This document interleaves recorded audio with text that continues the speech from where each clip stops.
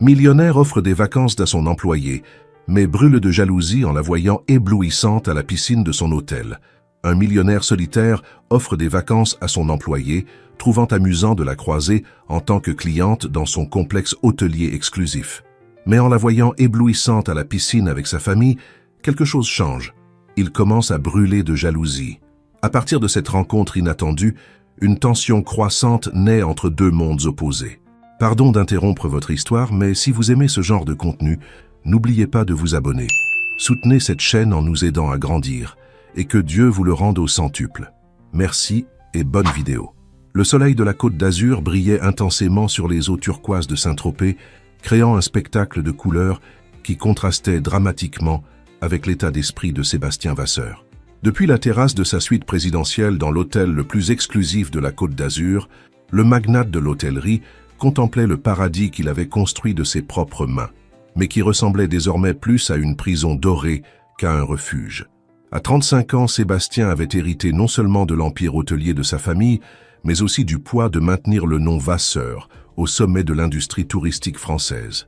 Après des mois de réunions interminables à Paris, de contrats mirobolants et de pression familiale qui l'étouffaient, il avait décidé de s'échapper temporairement vers sa propriété la plus précieuse, le Resort Azur, une oasis de luxe nichée entre les pins parasols et la Méditerranée. Monsieur Vasseur, vous avez une vidéoconférence avec les investisseurs de Lyon dans 1 heure, lui rappela son assistante personnelle depuis l'embrasure de la porte du balcon. Sébastien hocha à peine la tête, sans quitter l'horizon des yeux. Il était venu ici chercher la paix, mais même au paradis, les affaires le poursuivaient comme des ombres implacables. La routine des derniers jours avait été mécanique. Petit déjeuner solitaire sur la terrasse, brève réunion avec le directeur de l'hôtel, de longues heures d'ennui à contempler la mer, tout en essayant de trouver quelque chose qu'il ne savait même pas qu'il cherchait. Sa vie, aussi parfaite qu'elle puisse paraître de l'extérieur, était devenue un cycle vide d'obligations et d'attentes. C'est précisément lors d'un de ces après-midi d'ennui que son monde vacilla. Alors qu'il marchait distraitement dans les jardins de l'hôtel, se dirigeant vers la piscine principale pour prendre un verre au bar, une image familière l'arrêta net. Là, près de la fontaine en pierre de Buxy qu'il avait lui-même fait venir de Bourgogne, se tenait une femme qu'il connaissait très bien qu'il n'ait jamais espéré la voir à cet endroit.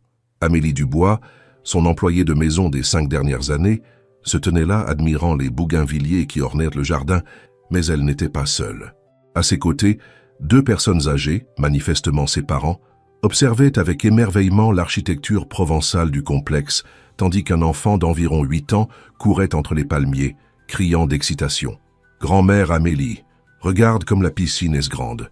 On dirait la mer !» s'exclama le petit, et Sébastien sentit comme s'il avait reçu un coup de poing dans l'estomac. « Amélie? Ici? Dans son hôtel ?» La scène lui semblait si absurde que pendant un instant, il crut halluciner. Amélie, la femme qui nettoyait tous les jours son hôtel particulier à Neuilly-sur-Seine, qui préparait son café du matin sans lui adresser plus qu'un salut courtois, qui vivait dans un quartier populaire de Paris, était là en tant que cliente de luxe dans son complexe le plus exclusif. La confusion initiale se transforma rapidement en un mélange d'indignation et d'incrédulité. Pour lui, c'était presque une erreur de système, une anomalie qui défiait l'ordre naturel des choses. Son complexe était conçu pour les hommes d'affaires, les célébrités, les politiciens, pas pour les employés de maison et leurs familles. Sans pouvoir se retenir, il s'approcha à pas décidés. Amélie, qui aidait à ce moment-là son père à s'asseoir sur l'un des bancs de marbre, leva les yeux et se figea en le voyant.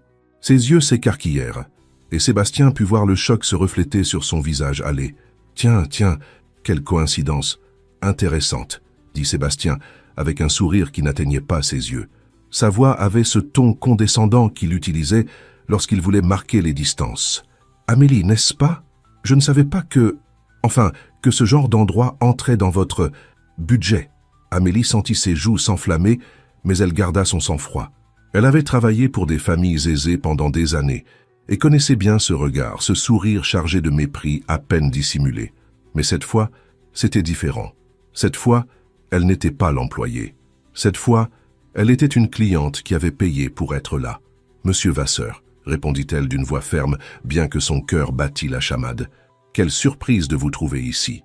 Mes parents et mon petit-fils ont rêvé toute leur vie de connaître la Côte d'Azur, et après des années de travail et d'économie, J'ai enfin pu leur offrir ces vacances. » Ces mots résonnèrent avec une dignité que Sébastien n'attendait pas. Amélie se redressa légèrement. Et pour la première fois en 5 ans qu'il la connaissait, il la vit vraiment. Non pas comme la femme silencieuse qui déplaçait les meubles de sa maison, mais comme une personne avec des rêves, des sacrifices et une famille qui l'aimait. « Maman, c'est qui ce monsieur ?» demanda l'enfant, s'approchant et prenant la main d'Amélie. « Pourquoi tu es nerveuse ?»« C'est mon patron, Léo, le propriétaire de ce magnifique endroit, » expliqua Amélie, passant la main dans les cheveux bouclés du petit. « Salue-le avec respect. » L'enfant, avec l'innocence propre à son âge, sourit largement. « C'est génial, vous avez le plus bel hôtel du monde, monsieur. Ma grand-mère dit qu'elle a beaucoup travaillé pour nous amener ici. Merci d'avoir fait un endroit si incroyable. » Les mots de l'enfant tombèrent comme des pierres dans le lac d'arrogance de Sébastien. Là, un petit garçon le remerciait sincèrement pour quelque chose qu'il avait tenu pour acquis toute sa vie. Il regarda Amélie, qui souriait fièrement en serrant son petit-fils dans ses bras, et sentit quelque chose d'étrange se remuer dans sa poitrine. « Oui, enfin, » murmura Sébastien, soudain mal à l'aise, « que vous profitiez de votre séjour. » Quand il s'éloigna, ces mots sarcastiques résonnaient vides dans son propre esprit. Il avait essayé de minimiser la présence d'Amélie, mais quelque chose dans la façon dont elle avait répondu, dans la façon dont elle avait gardé la tête haute, l'avait désarmé.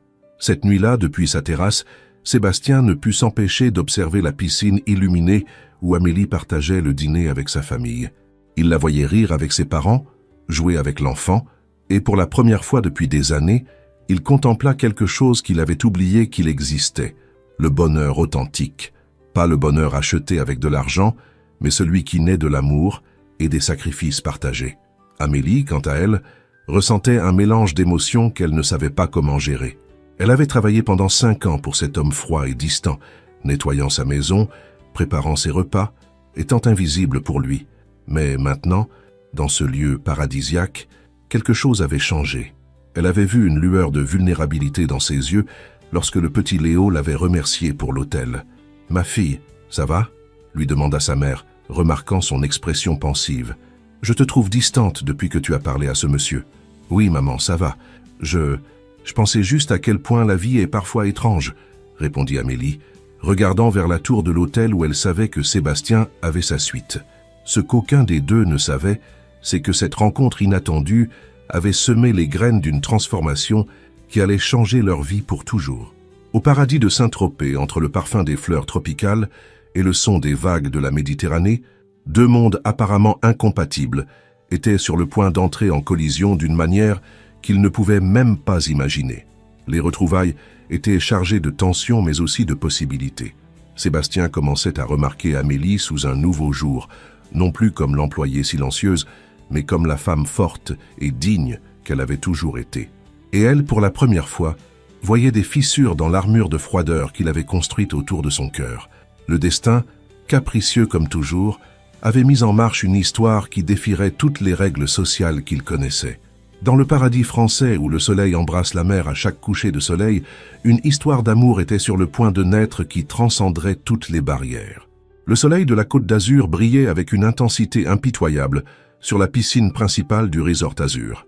Il était à peine midi, mais la chaleur se faisait déjà sentir, moite contre la peau, créant cette ambiance tropicale qui invitait aussi bien au repos qu'à la contemplation. Les palmiers se balançaient doucement avec la brise marine et le parfum des fleurs de frangipanier flottait dans l'air humide. Sébastien avait stratégiquement choisi l'un des transats les plus éloignés, à l'ombre d'une paillote traditionnelle en feuilles de palmier. Il faisait semblant de lire les rapports mensuels de ses hôtels, mais ses yeux trahissaient sa véritable attention. À quelques mètres de là, près de la piscine à débordement qui se fondait avec l'horizon de la mer, Amélie profitait de la matinée avec sa famille. La transformation était notable. Elle n'était plus la femme en uniforme gris qu'il connaissait, les cheveux toujours attachés en un chignon pratique. Maintenant, elle portait une robe en coton blanc, avec de petites fleurs brodées dans des tons bleus, probablement achetées sur un marché artisanal, qui mettait en valeur sa silhouette sans prétention.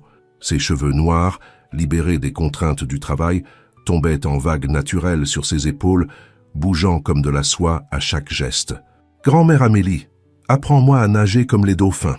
criait Léo depuis le bord de la piscine, m'éclaboussant l'eau avec ses petits pieds. Ses grands-parents, confortablement installé sur les chaises en osier sous les parasols, souriait avec cette satisfaction que seuls ceux qui voient les rêves de toute une vie se réaliser peuvent ressentir. Amélie entra lentement dans l'eau, riant des taquineries de son petit-fils. « Regarde Léo, les dauphins bougent à leurs nageoires comme ça », dit-elle en faisant des mouvements élégants avec ses bras. Son rire était cristallin, authentique, et remplissait l'espace d'une joie que Sébastien n'avait jamais entendue chez lui. De sa position privilégiée, Sébastien observait chaque mouvement, chaque sourire, chaque geste maternel envers l'enfant. Il y avait quelque chose d'hypnotique dans la façon dont Amélie se déplaçait, avec cette grâce naturelle qui ne s'apprend ni dans les écoles d'étiquette, ni ne s'achète avec de l'argent. Elle était authentique, et cela lui paraissait étrangement séduisant. « Excusez-moi, monsieur, cette chaise est-elle occupée ?» La voix avec un accent étranger le tira de ses pensées. Un homme d'environ 40 ans, manifestement étranger par sa peau pâle et ses lunettes de soleil de marque, montrait un transat près de la famille d'Amélie. Sébastien reconnut immédiatement le type, homme d'affaires prospère, probablement allemand ou suisse, de ceux qui fréquentaient ces hôtels les plus exclusifs. « Non, allez-y », répondit sèchement Sébastien, bien que quelque chose en lui se soit tendu en voyant la direction du regard de l'étranger. L'homme s'installa avec la confiance de celui qui est habitué à obtenir ce qu'il veut. Il ne tarda pas plus de 10 minutes à passer à l'action. Avec un sourire calculé, il s'approcha du bord de la piscine où Amélie jouait avec Léo. « Pardonnez l'interruption », dit-il dans un français correct mais avec un accent prononcé. « Je suis Klaus Müller de Munich. Je n'ai pas pu m'empêcher de remarquer la belle famille que vous avez. Est-ce votre premier voyage en France ?» Amélie fut surprise par la conversation soudaine, mais elle garda sa courtoisie naturelle. « Oui, c'est notre première fois à Saint-Tropez. Merci pour le compliment, monsieur. Klaus, s'il vous plaît, et permettez-moi de vous dire que la France a de très belles femmes, mais peu avec un sourire aussi authentique que le vôtre, » continua l'Allemand, flirtant clairement. Sébastien sentit comme si quelqu'un avait allumé un brasier dans sa poitrine. Ses mains se refermèrent involontairement sur les papiers qu'il faisait semblant de lire, les froissant. Qu'est-ce qui lui arrivait, bon sang? Cette femme était son employée, point final. Il n'avait pas le droit de ressentir ce qu'il ressentait. « Vous êtes très aimable, monsieur Klaus », répondit Amélie avec éducation, mais se déplaçant légèrement vers Léo, créant une distance subtile mais évidente. « Que diriez-vous si je vous invitais à dîner ce soir? Je connais un endroit magnifique au centre de Saint-Tropez, très romantique », insista Klaus, ignorant clairement les signaux d'inconfort d'Amélie. C'est là que Sébastien perdit complètement son sang-froid. Il se leva si brusquement que la table d'appoint vacilla, renversant son café glacé sur les rapports financiers. Le bruit fit que plusieurs personnes, y compris Amélie, se tournèrent vers lui. « Vous allez bien, monsieur ?» demanda l'un des serveurs, s'approchant rapidement pour nettoyer le désordre. « Oui, juste, j'ai besoin de marcher un peu », murmura Sébastien, évitant de regarder vers la piscine où Klaus continuait de discuter avec Amélie. Mais il ne pouvait pas s'en empêcher. Chaque rire qu'il entendait d'elle, chaque réponse polie qu'elle donnait à l'Allemand en insistant, chaque instant que cet homme restait près d'elle, le brûlait de l'intérieur.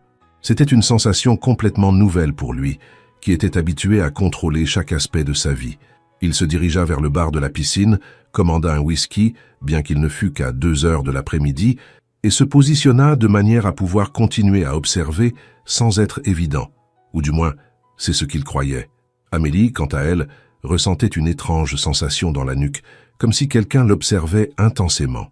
Quand elle regarda par hasard vers le bar, ses yeux rencontrèrent directement ceux de Sébastien. Il ne détourna pas le regard immédiatement, comme l'aurait fait n'importe quelle personne normale surprise en train d'espionner. Au lieu de cela, il le maintint fixe avec une intensité qui lui fit sentir que l'air s'était épaissi. « Vous connaissez cet homme au bar ?» demanda Klaus, suivant la direction de son regard. « C'est mon patron », répondit Amélie, sentant ses joues s'enflammer sans raison apparente. « Votre patron? Il travaille à l'hôtel ?» Klaus semblait confus. « Pas exactement. C'est compliqué », murmura Amélie, sentant toujours le regard de Sébastien lui brûler la peau. La tension dans l'air était palpable. Sébastien observait chaque échange, chaque sourire, chaque geste de l'Allemand envers Amélie, et sentait comme si 1000 fourmis lui couraient dans les veines. Quand Klaus osa toucher légèrement le bras d'Amélie pour souligner un commentaire, Sébastien serra le verre de whisky avec une telle force qu'un instant, il pensa qu'il allait se briser. « Qu'est-ce qui m'arrive ?» se demanda-t-il en silence, mais la réponse était trop perturbante pour l'admettre. « Jalousie. » Jalousie primitive, irrationnelle, complètement inappropriée. Il était Sébastien Vasseur, héritier d'un empire, habitué à obtenir ce qu'il voulait. Et maintenant, pour la première fois de sa vie, il voulait quelque chose qu'il ne savait pas comment obtenir, quelque chose qu'il n'avait peut-être pas le droit de vouloir. Amélie excusa poliment l'invitation de Klaus et sortit de l'eau, enveloppant Léo dans une serviette pendant que ses parents décidaient de se reposer à l'ombre. Mais en marchant vers les transats, elle ne put s'empêcher de sentir ce regard intense suivre chacun de ses mouvements. Quelque chose changeait entre eux, quelque chose qu'aucun des deux n'était prêt à affronter. Un abîme social les séparait, mais émotionnellement, une connexion inexplicable commençait à se former. Ténue, dangereuse, mais indéniablement réelle. Le paradis français était le témoin silencieux de la naissance de quelque chose qui défierait toutes les règles qu'il connaissait. Le coucher de soleil peignait le ciel de Saint-Tropez de tons oranges et violets lorsque Sébastien prit une décision qui allait changer le cours de tout. Après 2 jours à éviter toute rencontre directe avec Amélie, après l'avoir observée de loin, tandis que son esprit luttait entre la raison et quelque chose de beaucoup plus primitif, il décida qu'il devait clarifier les choses. Ou du moins, c'est ce qu'il se disait.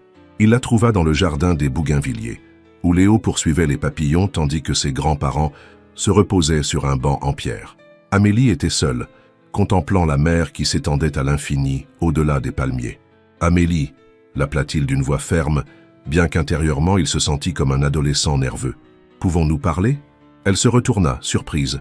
Elle portait une blouse en coton crème et une jupe en jean qui la rendait fraîche et naturelle. « Monsieur Vasseur, il se passe quelque chose. Nous devons clarifier certaines limites, » dit Sébastien, choisissant soigneusement ses mots comme s'il pouvait rationaliser ce qu'il ressentait. « Pensez-vous qu'il serait bien que nous dînions ce soir pour parler de la situation ?» Amélie fronça légèrement les sourcils. « Quelle situation, monsieur ? Votre présence ici, ma présence ici, les circonstances. » Sébastien se sentait ridicule, mais il ne pouvait plus reculer. À 20h au restaurant Les Étoiles, Amélie hésita. Le restaurant Les Étoiles était le plus exclusif du complexe, l'endroit où dînaient les clients les plus fortunés. « Je ne sais pas si c'est approprié. Je suis le propriétaire, Amélie. Je peux décider ce qui est approprié ou non. » répondit-il avec plus de brusquerie qu'il n'avait l'intention. Elle le regarda avec ses yeux sombres qui semblaient voir au-delà de ses défenses. « D'accord. Mais que ce soit clair que c'est vous qui le demandez. » À 20h précises, Amélie apparut à l'entrée du restaurant Les Étoiles. Elle avait choisi sa plus belle robe, une bleu marine qu'elle avait achetée spécialement pour le voyage, simple mais élégante. Ses nerfs se calmèrent un peu en voyant la décoration du lieu, des murs de pierre de Gordes, de hauts plafonds avec des poutres en bois et d'immenses baies vitrées qui offraient une vue spectaculaire sur la Méditerranée. Sébastien l'attendait déjà à une table isolée, sur la terrasse privée du restaurant.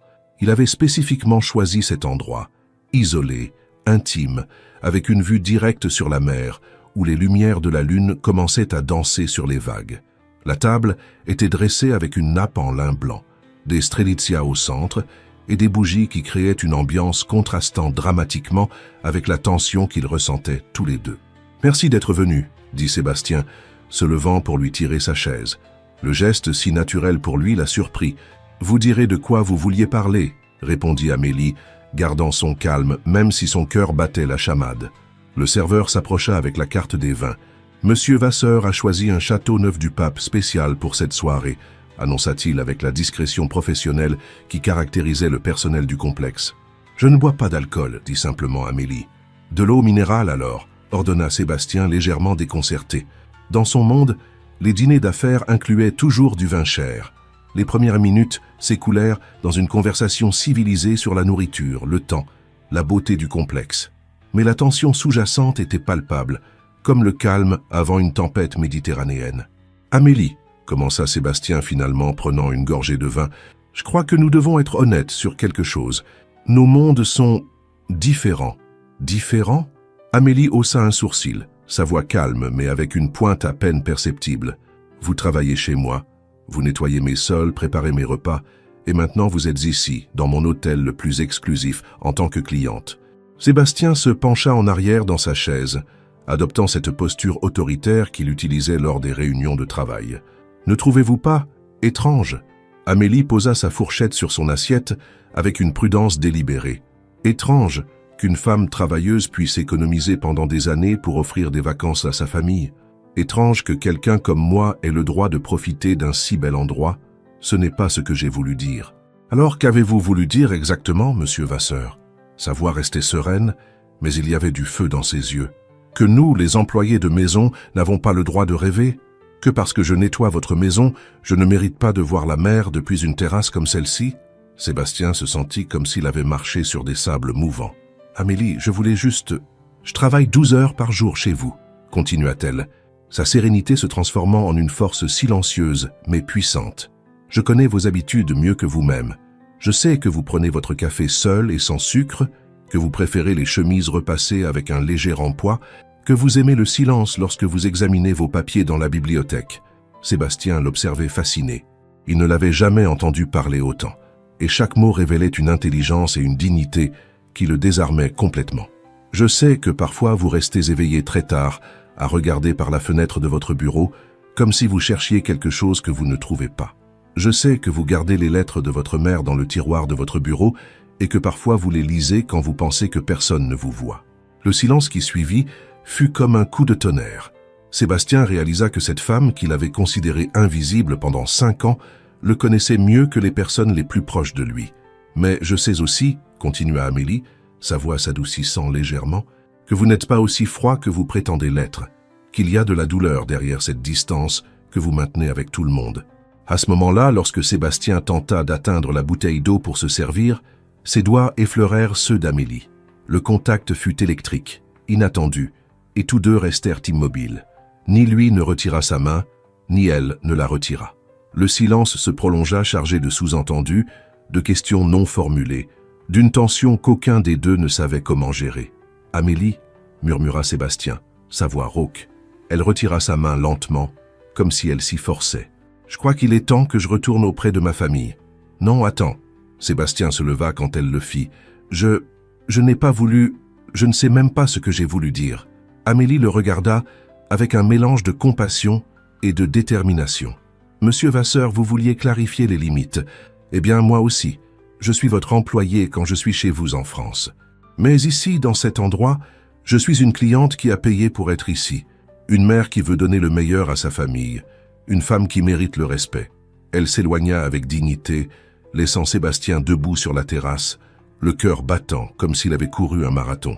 Cette nuit-là, Sébastien retourna à sa suite présidentielle, mais il ne put dormir.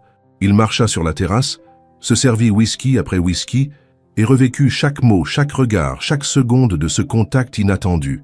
Amélie, dans la simple chambre qu'elle partageait avec sa famille, fit semblant de dormir en écoutant la respiration tranquille de ses parents et de Léo. Mais à l'intérieur, son monde avait vacillé. Elle avait vu quelque chose dans les yeux de Sébastien qu'elle n'avait jamais vu auparavant, une vraie vulnérabilité. Le jeu d'attraction et de résistance avait officiellement commencé et aucun des deux ne savait comment l'arrêter. Depuis son bureau avec vue panoramique sur le hall principal du Resort Azur, Étienne Duval observait chaque mouvement avec la patience d'un prédateur. En tant que directeur général de l'hôtel le plus exclusif de la Côte d'Azur, il avait perfectionné l'art de lire les gens, de détecter leurs faiblesses et de les utiliser à son propre avantage. À 38 ans, Étienne avait le charisme d'un homme politique et l'ambition d'un conquérant. Son sourire parfait et ses manières impeccables cachaient un esprit calculateur qui attendait le moment parfait pour jouer son coup contre Sébastien Vasseur. Et maintenant, observant la tension palpable entre son patron et cette employée de maison devenue cliente, il avait trouvé exactement ce dont il avait besoin. « Intéressant développement », murmura-t-il pour lui-même, tout en ajustant ses boutons de manchette en or et en examinant les rapports de la veille. Le dîner aux étoiles n'était pas passé inaperçu pour son réseau d'informateurs parmi le personnel. Sébastien Vasseur, l'homme qui contrôlait chaque aspect de sa vie avec une précision militaire, montrait des fissures dans son armure. Étienne connaissait Sébastien depuis 5 ans, assez de temps pour étudier chacun de ses schémas de comportement. Le magnate était prévisible dans sa froideur, méthodique dans ses décisions et complètement imperméable aux émotions. Mais Amélie Dubois avait réussi quelque chose qu'aucune héritière, mannequin ou femme d'affaires n'avait réussi, altérer son équilibre. Cela pourrait être très utile, pensa Étienne tout en développant mentalement sa stratégie. S'il réussissait à se positionner comme le protecteur et le confident de la famille d'Amélie, Il pourrait créer les informations et les situations nécessaires pour exposer les vulnérabilités de Sébastien devant le conseil d'administration.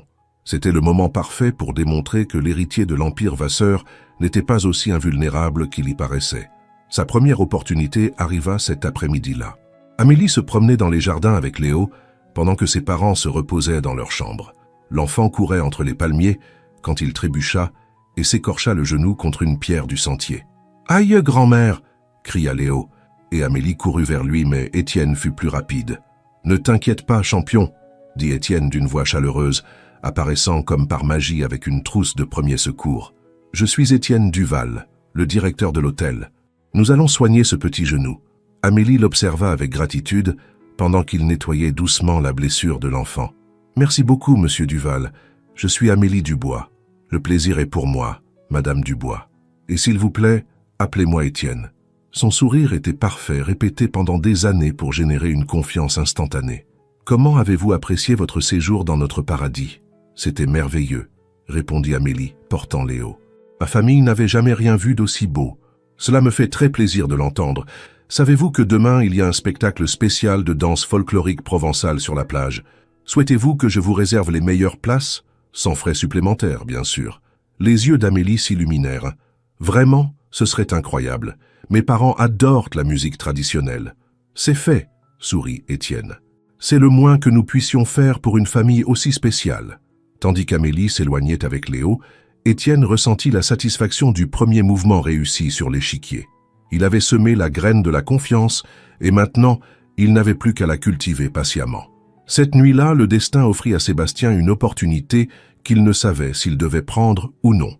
Après des heures à tourner en rond dans sa suite, il décida de se promener sur les sentiers du complexe pour se vider l'esprit. L'air nocturne était parfumé par l'odeur des fleurs de frangipanier et le doux son des vagues créait une symphonie naturelle. Il la trouva sur le ponton privé du complexe, assise au bord, les pieds nus touchant presque l'eau. La pleine lune se reflétait dans la Méditerranée, créant un chemin d'argent qui semblait s'étendre à l'infini. Amélie était seule, contemplant l'immensité avec une expression sereine mais mélancolique. « Vous ne dormez pas ?» demanda Sébastien, s'approchant à pas prudents. Amélie sursauta légèrement, mais ne se leva pas. « Monsieur Vasseur, je ne vous ai pas entendu arriver. »« Sébastien, » corrigea-t-il, s'asseyant à une distance prudente d'elle sur le ponton. « Après le dîner d'hier soir, je pense que nous pouvons laisser les formalités de côté. » Ils restèrent silencieux pendant plusieurs minutes, écoutant le rythme hypnotique des vagues.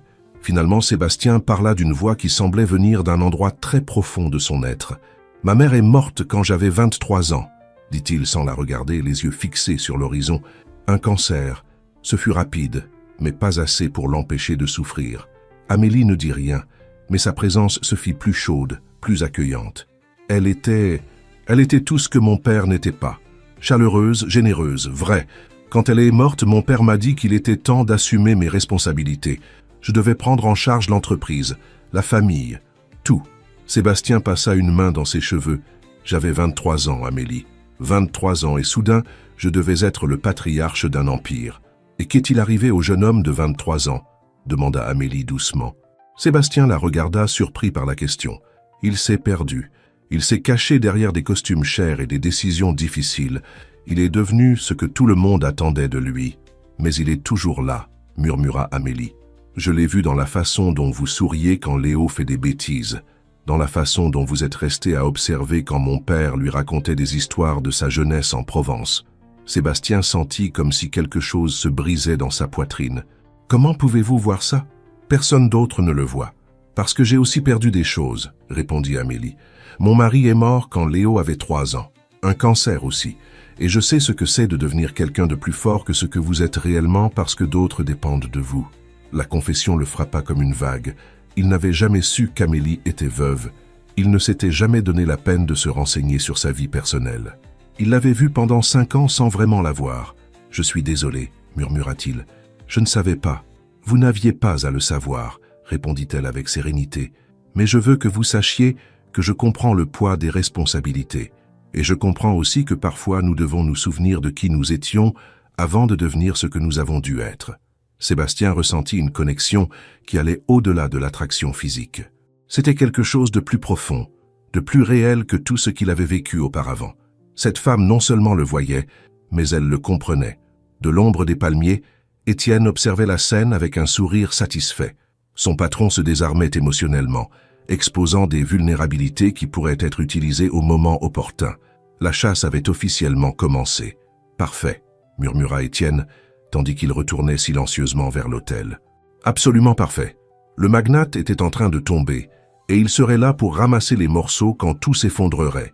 Il n'avait besoin que d'un peu plus de patience et de la bonne stratégie pour transformer cette vulnérabilité en son billet vers le sommet de l'Empire Vasseur. Les jours suivants s'écoulèrent comme une danse soigneusement chorégraphiée par Étienne Duval. Avec la précision d'un maître d'échecs, il commença à déplacer ses pièces sur l'échiquier, créant des situations qui semblaient être des coïncidences malheureuses, mais qui étaient méticuleusement planifiées. Tout commença par de petits détails. Le petit déjeuner de la famille Dubois arrivait froid à leur table. La climatisation de leur chambre tombait mystérieusement en panne pendant les heures les plus chaudes de la journée, et les serviettes de piscine semblaient s'épuiser juste au moment où Léo en avait besoin après avoir nagé. « Excusez les désagréments, Madame Dubois », disait Étienne chaque fois qu'il apparaissait pour résoudre personnellement chaque inconvénient. « Je ne sais pas ce qui se passe dernièrement. Le personnel semble faire plus d'erreurs que d'habitude. » Amélie, polie comme toujours, remerciait ses attentions sans soupçonner qu'il était lui-même celui qui orchestrait chaque problème pour ensuite apparaître comme le sauveur. Mais les complications constantes commencèrent à créer en elle une sensation d'inconfort, comme si sa présence au complexe était un fardeau pour tout le monde. Le coup de maître d'Étienne arriva le 4e jour. La famille Dubois avait réservé une excursion en catamaran vers l'île de Porquerolles, une sortie qu'Amélie attendait avec une joie particulière pour montrer à Léo les dauphins qui habitaient ses eaux. « Comment ça, c'est annulé ?» demanda Amélie à la réception, Léo lui tenant la main et visiblement déçu. « Je suis vraiment désolé, madame », répondit la réceptionniste avec une confusion sincère. « Il est indiqué ici dans le système que vous avez vous-même annulé la réservation hier soir. Peut-être y a-t-il eu un malentendu. »« Nous n'avons rien annulé, » insista Amélie, sentant les regards des autres clients se tourner vers elle. « Mes parents et mon petit-fils étaient très excités par cette promenade. » Étienne apparut comme par magie, son visage empreint d'une préoccupation fabriquée. « Que se passe-t-il ici? Madame Dubois, y a-t-il un problème ?» Après avoir vérifié le système et fait plusieurs appels théâtraux, Étienne s'excusa abondamment. « C'est inexplicable. Il semble qu'il y ait eu une erreur dans le système. Malheureusement, il n'y a plus de place disponible pour aujourd'hui, mais nous pourrions reprogrammer pour demain. Ne vous inquiétez pas, » murmura Amélie, portant Léo, qui avait commencé à pleurer silencieusement. « Peut-être vaudrait-il mieux que nous retournions à notre chambre ?» Sébastien fut témoin de toute la scène depuis le hall, où il vérifiait des documents. L'image d'Amélie consolant Léo alors qu'elle marchait vers les ascenseurs, les épaules légèrement tombantes, lui provoqua une colère qu'il n'avait pas ressentie depuis des années. « Qu'est-ce qui se passe avec le service dans mon hôtel ?» cria-t-il à Étienne quand ce dernier s'approcha. « Monsieur Vasseur, je suis vraiment désolé. Il y a eu plusieurs erreurs inexplicables dernièrement. »« J'enquête personnellement sur chaque incident, » répondit Étienne avec l'humilité parfaite d'un subordonné préoccupé. « Des erreurs? Avec la même famille, plusieurs fois ?» La voix de Sébastien avait une pointe dangereuse. « Ça n'est plus une coïncidence, Étienne. » Pendant un instant, une ombre traversa les yeux du directeur, mais il se reprit rapidement. « Insinuez-vous que quelqu'un sabote délibérément la famille Dubois? Mais pour quelle raison ?» Sébastien le regarda fixement, cherchant quelque chose dans son expression. « Je ne sais pas, mais vous feriez bien de découvrir ce qui se passe. » Cet après-midi-là, Sébastien décida de prendre les choses en main. Il trouva Amélie sur la plage, assise sous une paillote pendant que Léo construisait des châteaux de sable avec ses grands-parents. Il s'approcha à pas décidés, mais quelque chose dans sa posture l'arrêta. « Amélie » l'appela-t-il doucement. « Pouvons-nous parler ?» Elle leva les yeux, et il put voir de la fatigue dans son regard. « Si c'est au sujet des désagréments, j'ai déjà parlé à Monsieur Duval. Nous ne voulons pas causer plus de problèmes. »« Problèmes ? De quoi parlez-vous » Sébastien s'assit sur le sable à côté d'elle, ignorant complètement le fait qu'il salissait son pantalon de lin blanc. « Peut-être devrions-nous partir plus tôt » murmura Amélie, observant Léo jouer. « Il semble que nous causions beaucoup de complications. Peut-être que nous n'avons pas notre place dans un endroit comme celui-ci. » La déclaration frappa Sébastien comme un coup de poing. « Qui vous a dit ça ? Personne n'a eu besoin de me le dire. Les erreurs constantes, les regards du personnel, les autres clients. » Amélie soupira. « J'ai travaillé toute ma vie dans des maisons de gens riches. Je connais ce regard qui dit que vous n'avez pas votre place ici. C'est ridicule, s'exclama Sébastien. Vous avez payé pour être ici. Vous avez autant le droit que n'importe quel autre client. Amélie le regarda avec un mélange de surprise et de gratitude. Vous croyez vraiment ça? Bien sûr que oui. Et si quelqu'un vous a fait sentir le contraire, je veux que vous me le disiez immédiatement. À ce moment-là, Léo courut vers eux avec un coquillage à la main. « Grand-mère Amélie, regarde ce que j'ai trouvé. Tu crois qu'on peut entendre la mer à l'intérieur ?» Sébastien prit le coquillage et le porta à son oreille avec un sourire authentique. « Tu sais quoi, Léo? Je crois bien qu'on peut entendre la mer. Tu veux que je t'apprenne un jeu que je faisais quand j'étais enfant ?» Amélie observa, fascinée, comment Sébastien se transformait complètement en interagissant avec son petit-fils. Là, assis dans le sable, apprenant à Léo à chercher des trésors parmi les coquillages, il n'était plus le magnate froid qu'elle connaissait. Il était simplement un homme qui avait oublié comment être heureux. Les jours suivants, les sabotages d'Étienne continuèrent, mais quelque chose avait changé. Sébastien commença à apparaître chaque fois qu'un problème surgissait, le résolvant personnellement et s'assurant que la famille Dubois ait tout ce dont elle avait besoin. Un matin, lorsque le service de chambre s'était de nouveau trompé et n'avait pas apporté le petit déjeuner demandé, Amélie décida d'affronter la situation directement. Elle trouva Sébastien dans son bureau provisoire de l'hôtel. « J'ai besoin de vous parler », dit-elle, entrant sans s'annoncer. Sébastien leva les yeux de ses documents, surpris par sa détermination. « Qu'est-ce qui se passe ?»« Je veux que vous me traitiez avec honnêteté », déclara Amélie, se plantant devant son bureau. « Si notre présence ici vous dérange, dites-le moi directement. Ne permettez pas que votre personnel nous fasse nous sentir comme des intrus. Ma famille mérite le respect, et moi aussi. » Sébastien fut paralysé par la force de sa voix, par la dignité avec laquelle elle se tenait devant lui.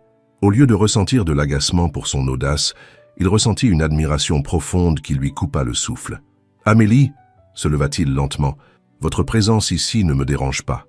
Au contraire, les yeux de chacun rencontrèrent ceux de l'autre, et à ce moment quelque chose changea irrévocablement entre eux. Ils n'étaient plus le patron et l'employé. Ils étaient simplement un homme et une femme qui commençaient à se voir réellement pour la première fois. Les jours qui suivirent furent remplis de moments qui prirent une signification spéciale. Des promenades décontractées sur la plage au coucher du soleil, des conversations silencieuses pendant le café du matin, des regards prolongés pendant les dîners de famille au restaurant. Sébastien commença à remettre en question tout ce qu'il avait cru sur lui-même, sur ce qui importait vraiment dans la vie. Et Amélie, peu à peu, commença à voir l'homme vulnérable qui se cachait derrière le puissant magnate. Pendant ce temps, Étienne observait depuis l'ombre, satisfait de la façon dont son plan se déroulait. Chaque jour qui passait, Sébastien s'exposait davantage émotionnellement, et c'était exactement ce dont il avait besoin pour porter le coup final. Le plan le plus sinistre d'Étienne fut mis en œuvre un mardi après-midi, alors que le soleil de la Méditerranée commençait à s'incliner vers l'horizon, peignant le ciel de tons dorés. Il avait observé la routine de la famille Dubois pendant des jours, attendant le moment parfait pour exécuter ce qui serait son coup de maître. Léo avait l'habitude d'explorer les jardins du complexe après la sieste, toujours sous le regard attentif d'Amélie ou de ses grands-parents. Mais Étienne avait remarqué qu'il y avait une zone dans les sentiers arrière de l'hôtel, près de la zone de maintenance, où les caméras de sécurité avaient un point aveugle. C'était l'endroit parfait. « Dis, Léo », lui dit Étienne, lorsque l'enfant passa près de la réception, « savais-tu qu'il y a une grotte secrète dans l'hôtel où les pirates cachèrent leurs trésors ?» Les yeux de l'enfant s'illuminèrent immédiatement. « Vraiment? Où ça? »« C'est un secret très spécial, » murmura Étienne, regardant autour de lui comme si quelqu'un pouvait les entendre. « Mais si tu veux, je peux te montrer la carte que j'ai trouvée. Elle est dans mon bureau. » Léo hésita un instant, se souvenant des paroles de sa grand-mère de ne pas s'éloigner. Mais la promesse de trésor de pirates était trop tentante pour un enfant de 8 ans. « On peut y aller maintenant » demanda-t-il avec excitation. « Bien sûr, mais ça doit rester notre secret pour l'instant. Quand nous aurons trouvé le trésor, nous ferons une surprise à ta grand-mère, » sourit Étienne avec une expression qui aurait glacé le sang de n'importe quel adulte, mais qui pour Léo semblait simplement amicale. 1 heure plus tard, lorsqu'Amélie sortit de la chambre où elle avait aidé ses parents à se reposer, elle ne trouva pas Léo dans l'aire de jeu où elle l'avait laissé. Au début, elle pensa qu'il était allé aux toilettes ou chercher de l'eau, mais quand 30 minutes passèrent sans le voir, la panique commença à s'emparer d'elle. « Quelqu'un a vu mon petit-fils » demanda-t-elle aux autres clients de la piscine. sa voix commençant à se briser. « C'est un enfant de 8 ans, cheveux bouclés, il portait un t-shirt bleu. » Les réponses négatives furent comme des coups de couteau. Amélie courut vers la réception, trébuchant sur les pots de Bougainvilliers dans son désespoir. « Mon petit-fils a disparu !» cria-t-elle au personnel de réception. « Léo Dubois, vous devez m'aider à le chercher !» La nouvelle parvint aux oreilles de Sébastien en quelques minutes. Il était en vidéoconférence avec des investisseurs de Marseille lorsque son assistante fit irruption dans le bureau. « Monsieur Vasseur, pardonnez l'interruption, mais c'est urgent. Le petit-fils de Madame Dubois a disparu. » Sébastien sentit comme si on lui avait versé un seau d'eau glacée. Il se leva immédiatement, coupant l'appel sans explication. « Depuis combien de temps a-t-il disparu ?» demanda-t-il en se dirigeant à grandes enjambées vers le hall. « Environ 1 heure, monsieur. » Quand Sébastien arriva à la réception, il trouva Amélie dans un état de désespoir qui le frappa comme un coup de poing dans l'estomac. Elle était pâle, tremblante, les larmes coulant sur ses joues, tandis qu'elle parlait précipitamment avec le personnel de sécurité. « Nous avons déjà vérifié la piscine, les restaurants, les toilettes, » disait-elle d'une voix étranglée. « Il ne s'éloigne jamais autant. Il lui est arrivé quelque chose, je le sais, mon Léo. » Sans y penser à 2 fois, Sébastien s'approcha et posa ses mains sur les épaules d'Amélie. « Respire, Amélie. Nous allons le trouver. Je te le promets. » Leurs yeux se rencontrèrent, et pour la première fois de sa vie, Sébastien vit une vraie peur dans les yeux d'une femme qui avait toujours été l'image de la force. « Mobilisez tout le personnel, » ordonna-t-il au chef de la sécurité. « Je veux que chaque centimètre de ce complexe soit fouillé. Contactez la police locale, fermez toutes les sorties. Maintenant. » Pendant les 2 heures suivantes, le resort Azur se transforma en un champ de bataille organisé. Sébastien coordonna personnellement les recherches, divisant l'hôtel en sections, assignant des équipes, révisant les enregistrements de sécurité.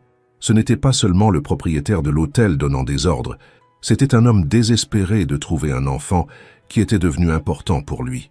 Amélie ne le quitta pas un instant, le suivant dans chaque recherche, appelant le nom de Léo à en perdre la voix. Ses parents, dévastés par la culpabilité de s'être endormis, priaient à voix basse dans le hall. Ce fut finalement Sébastien qui trouva Léo dans une zone de stockage abandonnée derrière les générateurs de l'hôtel, un endroit où Étienne l'avait emmené sous prétexte de chercher la carte au trésor, avant de se souvenir qu'il avait une réunion urgente et de dire à l'enfant de l'attendre là. « Léo !» cria Sébastien lorsqu'il vit la petite silhouette recroquevillée entre les cartons, effrayée et en pleurs. « Monsieur Sébastien !» L'enfant courut vers lui, s'accrochant à ses jambes. « Je croyais que j'étais perdu pour toujours. Monsieur Étienne a dit qu'il reviendrait, mais ça a pris trop de temps et il a commencé à faire nuit. » Sébastien porta l'enfant, ressentant un mélange de soulagement et de fureur qu'il n'avait jamais ressenti. « Tu es en sécurité, champion. Tu es en sécurité. » Lorsqu'ils arrivèrent au hall principal, Amélie laissa échapper un cri qui venait du plus profond de son âme. « Léo !» L'enfant se jeta dans ses bras, et elle l'étreignit avec une telle intensité qu'elle semblait vouloir le fondre avec son propre corps. Les larmes coulaient librement sur son visage, tandis qu'elle embrassait sa petite tête bouclée encore et encore. « Je croyais que je t'avais perdu, » sanglotait-elle. « Je croyais que jamais plus. » Sébastien s'approcha lentement, et sans y penser, les entoura tous les 2 de ses bras. Amélie ne se retira pas. Au contraire, elle se réfugia dans son étreinte, cherchant le réconfort dont elle avait besoin. Pendant un instant, les 3 restèrent unis dans une étreinte qui transcendait toutes les barrières sociales, économiques et émotionnelles qui les séparaient. « Merci », murmura Amélie contre sa poitrine. « Merci de l'avoir trouvé. »« Mais toujours », répondit Sébastien, sa voix rauque par l'émotion. « Je vous protégerai toujours. » À partir de ce jour, quelque chose changea irréversiblement chez Sébastien. Comme si la peur avait brisé les dernières défenses qu'il maintenait autour de son cœur, il commença à s'impliquer activement dans la vie de la famille Dubois. Il organisa personnellement des balades en bateau pour que Léo voie des dauphins, s'assit avec les grands-parents pour écouter leurs histoires de Provence et partagea des repas où son rire authentique remplissait l'ambiance. Les murs qu'il avait construits pendant des années s'effondraient jour après jour. L'homme froid et calculateur que tous connaissaient disparut remplacé par quelqu'un qui souriait facilement, qui salissait ses mains en jouant dans le sable avec Léo, qui écoutait avec une attention réelle quand Amélie lui parlait de sa vie. Amélie sentait aussi ses propres défenses s'affaiblir. Elle voyait Sébastien porter Léo sur ses épaules tandis qu'ils marchèrent sur la plage, le voyait apprendre à son petit-fils à identifier les poissons tropicaux dans l'aquarium de l'hôtel et son cœur se remplissait d'une tendresse qu'elle n'avait pas ressenti depuis la mort de son mari. Les moments entre eux prirent une nouvelle intensité. Quand leurs mains se frôlaient accidentellement, en servant le repas, quand leurs regards se prolongeaient une seconde de plus que nécessaire pendant les conversations, quand il l'aidait à mettre de la crème solaire sans qu'elle le lui demande, tout était chargé d'une électricité que ni l'un ni l'autre ne pouvait ignorer. Une nuit, alors qu'il marchait sur la plage après que Léo se fut endormi, Amélie s'arrêta et le regarda droit dans les yeux. « Vous n'êtes pas le même homme que j'ai connu chez vous, » dit-elle doucement. « Tu m'as montré qui je pourrais être, » répondit-il, s'approchant d'un pas. Ils ne s'embrassèrent pas ce soir-là, mais tous deux savaient que ce n'était qu'une question de temps. La passion s'épanouissait entre eux comme les fleurs tropicales du complexe, naturelles, inévitables et magnifiques. Pendant ce temps, Étienne observait de loin, furieux de la tournure inattendue qu'avait prise son plan, mais décidé à trouver un autre moyen de détruire ce qui grandissait entre eux. La tempête arriva un jeudi matin, alors que le soleil commençait à peine à caresser les eaux de la Méditerranée. Étienne avait travaillé pendant des semaines sur son plan final, engageant discrètement un paparazzi de Paris et s'assurant que les caméras de sécurité du complexe capturaient exactement les angles dont il avait besoin. Magnate hôtelier en liaison interdite avec son employé de maison, criait la couverture de l'un des tabloïds les plus populaires de France. L'image principale montrait Sébastien et Amélie sur le ponton lors de cette nuit intime où il lui avait confessé la mort de sa mère. Le photographe avait capturé le moment exact où leurs mains s'étaient frôlées, le faisant paraître beaucoup plus romantique et intime qu'il ne l'avait été. L'empire Vasseur vacille, amour ou convenance, proclamait un autre titre, accompagné de photos de l'étreinte après le sauvetage de Léo, mais édité pour suggérer une passion débridée entre personnes de différentes classes sociales. Les réseaux sociaux explosèrent comme des volcans. Et un scandale Vasseur devint un sujet tendance en quelques heures. Les commentaires étaient impitoyables, divisés entre ceux qui attaquaient Sébastien pour avoir profité de son employé et ceux qui crucifiaient Amélie, la traitant de chasseuse de fortune et de opportuniste. Sébastien apprit la catastrophe lorsque son assistante fit irruption dans sa suite présidentielle à 6 heures du matin, avec une pile de journaux et une tablette pleine de notifications. « Monsieur Vasseur, pardonnez l'interruption, mais c'est urgent. Vous devez voir ça immédiatement, » dit-elle d'une voix tremblante. Sébastien prit le premier journal et sentit comme si on lui avait donné un coup de poing dans l'estomac. Là, sa vie privée était exposée, déformée, transformée en divertissement pour les masses. Mais ce qui le dévasta vraiment fut d'imaginer comment Amélie se sentirait en voyant cela. « Comment diable ont-ils obtenu ces photos ?» rugit-il, jetant le journal contre le mur. Son téléphone commença à sonner immédiatement. C'était son père, appelant de Paris avec une fureur que Sébastien n'avait pas entendue depuis des années. « Qu'est-ce qui se passe, bordel, Sébastien? Est-il vrai que tu as une liaison avec l'employé de maison? As-tu idée du tort que cela fait à notre nom? Papa, laisse-moi t'expliquer. Il n'y a rien à expliquer. Tu reviens immédiatement en France. Nous devons faire de la gestion de crise avant que cela ne ruine tout ce pourquoi nous avons travaillé. » L'appel se termina brusquement, laissant Sébastien dans un silence qui se sentait comme le calme avant un ouragan encore plus dévastateur. Pendant ce temps, dans la simple chambre qu'elle partageait avec sa famille, Amélie se réveilla au coup désespéré à la porte.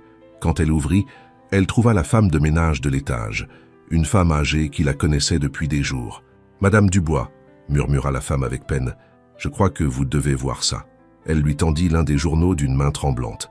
Amélie lut le titre et sentit le monde s'écrouler sous ses pieds. La photo principale la montrait dans une intimité qu'elle n'avait jamais réellement vécue, mais qui semblait si réelle que même elle douta un instant. « Mon Dieu !» murmura-t-elle, s'effondrant sur la chaise de la chambre. Ses parents se réveillèrent au bruit, et quand ils virent les journaux, le visage de M. Dubois se décomposa. « Ma fille, qu'est-ce que c'est? Que se passe-t-il? Ce n'est pas ce que ça semble être, papa, » murmura Amélie, bien qu'elle sût qu'expliquer la vérité serait impossible. « Je n'ai jamais, nous n'avons jamais, » mais les larmes dans ses yeux racontaient une autre histoire. Car même si les photos étaient manipulées, même si les moments avaient été sortis de leur contexte, il y avait quelque chose de vrai en elle. Il y avait une connexion réelle entre elle et Sébastien, des sentiments authentiques qui se voyaient maintenant réduits à des ragots de journal. Léo, confus par les pleurs de sa grand-mère, s'approcha pour la serrer dans ses bras. « Pourquoi tu es triste, grand-mère? On a fait quelque chose de mal. » Cette question innocente fut la goutte d'eau qui fit déborder le vase. Amélie réalisa que sa famille, ses êtres les plus chers, étaient entraînés dans un scandale qu'ils ne méritaient pas. Le téléphone de la chambre sonna avec insistance. Amélie décrocha d'une main tremblante. Amélie Dubois, la voix était professionnelle, froide. C'est Patricia Dupont de l'émission France en direct. Nous aimerions vous interviewer sur votre relation avec Sébastien Vasseur. Pourrions-nous parler? Amélie raccrocha immédiatement, mais le téléphone sonna de nouveau. Et encore, et encore. À midi, des reporters étaient postés dans le hall de l'hôtel. Les autres clients les regardaient avec un mélange de curiosité morbide et de mépris à peine dissimulé. Amélie se sentit comme un animal en cage, exposé et vulnérable. Ce qui la blessa le plus, c'est que Sébastien n'apparut pas. Les heures passèrent, et il ne vint pas pour expliquer, pour la défendre, ou même pour demander comment elle allait. Son silence fut plus douloureux que toutes les insultes des journaux réunis. Finalement, au coucher du soleil, quand Amélie avait pris la décision de faire ses valises et de partir, Sébastien apparut à sa porte. Il avait l'air anéanti, avec de profondes cernes et les cheveux en désordre, comme s'il avait lutté avec lui-même pendant des heures. « Amélie, nous devons parler », dit-il d'une voix rauque. « Il n'y a rien à dire », répondit-elle sans le regarder dans les yeux. « J'ai déjà fait nos valises. Nous partons avec le premier vol demain. Tu ne peux pas partir. Pas comme ça. Je ne peux pas. » Pour la première fois de la journée, Amélie éleva la voix. « Vous avez vu les journaux, Sébastien? Vous avez vu ce qu'ils disent de moi, de ma famille? Ce sont des mensonges, des manipulations. Mais vous n'avez rien dit. » Les larmes qu'elle retenait finirent par jaillir. « Depuis que la nouvelle est sortie, où étiez-vous? À me défendre? À expliquer la vérité? Non, vous étiez caché, protégeant votre réputation pendant que j'affrontais seul les reporters. » Sébastien s'approcha d'un pas, mais elle recula. « Amélie, je parlais à mes avocats, à ma famille, essayant de trouver un moyen d'arranger ça. » « Arranger? Comme si j'étais un problème à résoudre ?» La voix d'Amélie se brisa. « Je ne suis pas un problème, Sébastien. Je suis une personne. Et cette personne ne va pas rester pour être votre liaison secrète. » Quand elle se dirigea vers la porte avec sa valise, Sébastien l'arrêta en la prenant doucement par le bras. « Ne pars pas, Amélie. » Sa voix se brisa comme celle d'un enfant perdu. « J'ai besoin de toi. » Elle se retourna pour le regarder et pour la première fois, elle vit l'homme réel derrière toute la façade. Il était brisé, vulnérable, désespéré. Mais elle vit aussi l'homme qui avait hésité, qui avait permis à d'autres de définir ce qu'il y avait entre eux. « J'avais aussi besoin de vous, » murmura-t-elle d'une voix à peine audible. « Quand les reporters m'ont acculé, quand ma famille me demandait ce qui s'était passé, quand tout le monde me montrait du doigt, j'avais besoin de vous. Mais vous n'étiez pas là. » Avec une force qu'elle ne soupçonnait pas, elle se dégagea doucement de son emprise. « Au revoir, Sébastien. » Elle s'éloigna dans le couloir sans regarder en arrière, bien que chaque pas lui arrachât un morceau du cœur. Derrière elle, Sébastien resta immobile, voyant l'amour de sa vie disparaître par une décision qu'il avait lui-même provoquée. Le silence qui demeurait entre eux criait plus fort que n'importe quelle déclaration d'amour qu'ils auraient pu se faire. 3 jours après le départ d'Amélie, Sébastien n'avait pas quitté sa suite. Les rapports de dégâts arrivaient les uns après les autres.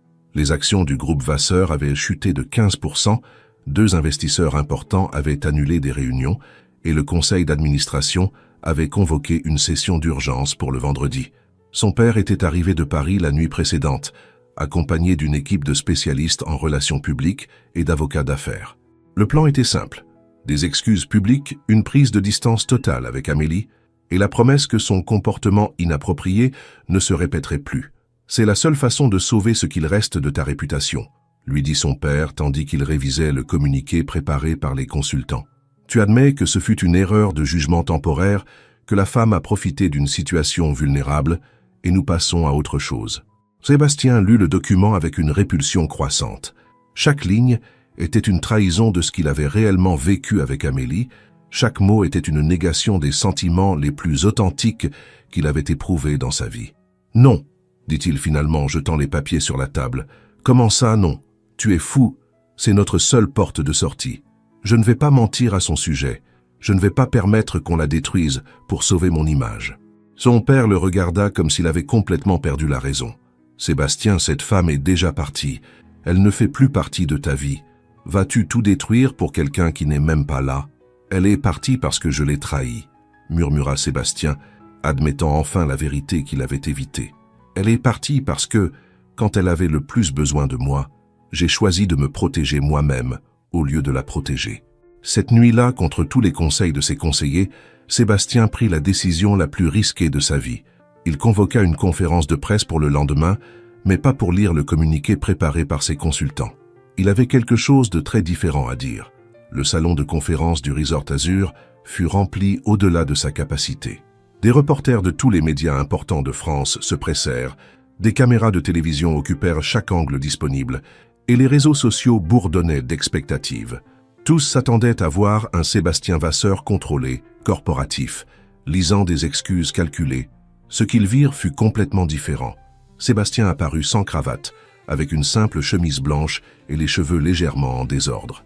Il n'avait pas de notes, pas de podium formel. Il se tint simplement devant les caméras et commença à parler d'une voix qui tremblait légèrement, mais qui était chargée d'une honnêteté brutale. « Bonjour, je m'appelle Sébastien Vasseur, et pendant les 35 dernières années, j'ai vécu un mensonge. » Le murmure dans la salle s'arrêta net. Ce n'était pas l'introduction que personne n'attendait. Pendant des années, je me suis caché derrière des costumes chers, des décisions froides et une image de perfection qui m'a coûté mon humanité. J'ai jugé les gens par leur compte en banque plutôt que par leur caractère. J'ai maintenu une distance émotionnelle parce que je croyais que cela me rendait fort. Sa voix se brisa légèrement. J'avais tort. La femme dont les journaux parlent, Amélie Dubois, a travaillé chez moi pendant 5 ans. Pendant 5 ans, elle a été invisible pour moi. Non pas parce qu'elle était discrète ou silencieuse, mais parce que j'ai choisi de ne pas la voir comme la personne extraordinaire qu'elle est. Les reporters échangèrent des regards. Ce n'était pas ce qu'ils étaient venus entendre. Amélie est une femme qui a travaillé 12 heures par jour pour offrir à sa famille des vacances dont elle avait rêvé toute sa vie. C'est une grand-mère qui a élevé son petit-fils après avoir perdu son fils, une fille qui s'occupe de parents âgés avec un amour inconditionnel et une personne qui n'a jamais demandé rien de plus que du respect. Sébastien fit quelques pas, sa voix gagnant en force. Les photos que vous avez vues dans les journaux ont été sorties de leur contexte, manipulées pour créer une histoire qui n'existait pas. Mais ce qui existait, ce qui était réel, c'était mon admiration croissante pour une femme qui m'a appris ce que signifie vraiment la dignité. Amélie n'a jamais été mon employée dans ce complexe. C'était une cliente qui avait payé pour être là, qui avait autant le droit que n'importe qui de profiter d'un si bel endroit. Et quand les médias l'ont attaquée, quand ils l'ont transformée en un simple potin, je n'ai pas été là pour la défendre. Les larmes commencèrent à rouler sur ses joues, mais il ne s'arrêta pas. Ce fut mon erreur. Non pas de l'avoir aimée, mais de ne pas avoir eu le courage de la défendre quand elle en avait le plus besoin. Je me suis caché derrière des avocats et des consultants au lieu de sortir immédiatement pour dire la vérité. Qu'Amélie Dubois est l'une des personnes les plus intègres que j'ai jamais rencontrées dans ma vie. La salle était dans un silence complet. Les caméras capturaient chaque larme, chaque mot brisé. J'ai vécu toute ma vie en croyant que l'argent et le pouvoir me donnaient le droit de juger les autres, que mon nom me rendait supérieur. Amélie m'a appris que j'avais complètement tort. Elle m'a appris que la vraie richesse réside dans la capacité d'aimer sans condition, de travailler avec dignité, de trouver de la joie dans les moments simples. Sébastien regarda directement les caméras principales. Si j'ai quelque chose à regretter, ce n'est pas d'être tombé amoureux d'Amélie Dubois. Je regrette de ne pas avoir eu le courage de l'admettre dès le premier instant. Je regrette d'avoir permis à ma peur de l'opinion publique de blesser la personne qui m'importe le plus au monde. Amélie, si tu vois ça, sa voix devint un murmure. Je veux que tu saches que je regrette profondément de t'avoir trahi. Je regrette de ne pas avoir été là quand tu avais besoin de moi, et je regrette que tu doives entendre ces mots à travers un écran au lieu de directement de mes lèvres. Il essuya ses larmes du revers de la main. Je ne sais pas si un jour tu pourras me pardonner. Je ne sais pas si je mérite une seconde chance, mais je voulais que le monde sache la vérité, que tu es la personne la plus extraordinaire que j'ai jamais rencontrée, et que si je n'ai pas été capable de la défendre avant, ce fut par ma lâcheté, pas par ta faute. Il termina la conférence sans répondre aux questions, laissant les reporters dans un silence abasourdi. Dans sa petite maison du quartier de Belleville à Paris, Amélie préparait le repas lorsque sa voisine arriva en courant avec son téléphone à la main. « Amélie, il faut que tu vois ça. Ton patron est partout aux infos. » Au début, Amélie ne voulait rien voir d'autre lié au scandale. Mais lorsque la vidéo commença et qu'elle entendit les premiers mots de Sébastien, elle fut paralysée. À mesure que la déclaration avançait, les larmes commencèrent à couler sur ses joues. Ce n'étaient pas les larmes de douleur qu'elle avait versées ces derniers jours, mais des larmes d'une émotion qu'elle ne savait comment nommer. Elle voyait un homme complètement différent du magnate arrogant qu'elle avait connu.